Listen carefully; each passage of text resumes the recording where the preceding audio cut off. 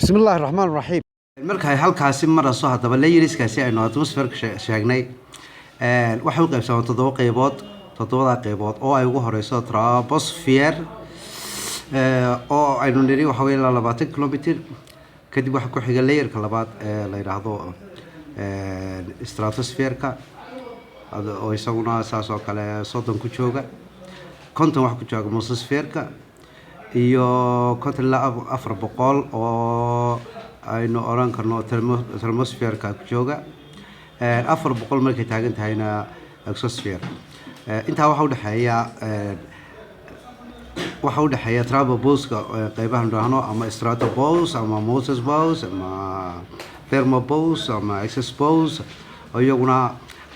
cakis ku marka loo eego temperature-kii iyo pressure-kii qaabkii uu marna uu sareynayay marna uu hooseynayo hore u soo sheegnay sidan marka ay tahay xaaladu waxaan oran karnaa markaas waxa quraanku inoo sheegayaa in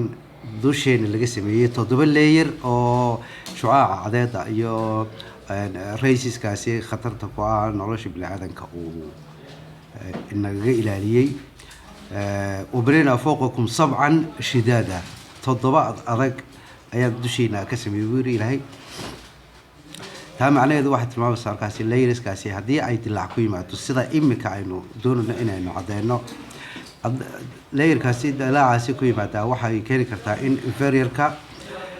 iyo autopilot race ku ay ka soo talaabaan gibil kaasi todobadaasi mid ahaan kadibna ay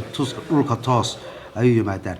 maxaa daba saameyn bilaadan ku leeyahay saddex meelood markaynu eegno hal meel aynu soo qaadanaa halka meel soo qaadanaa waxa weyn horta skin disease wax la yiraahdo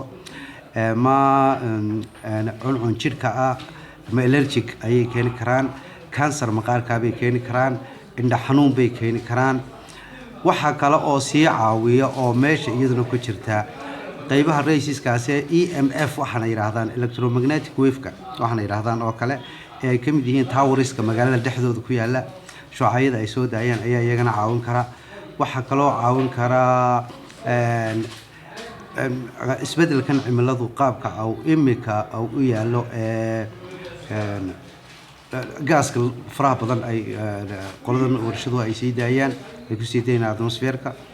oo isaguna noqon saameynta ugu weyn ee layerskaasi dilaaciisa noqonaya haddii kaas uu sii bato waxa dhici kara in markaasi ay xanuuno kale oo fara badan oo iyaguna viruses ay yimaadaan oo la socda iyagu laftooda isbedelkan cimilada ee aynu hadda ka sheekayno marka in kulli taxaddi laga yeesho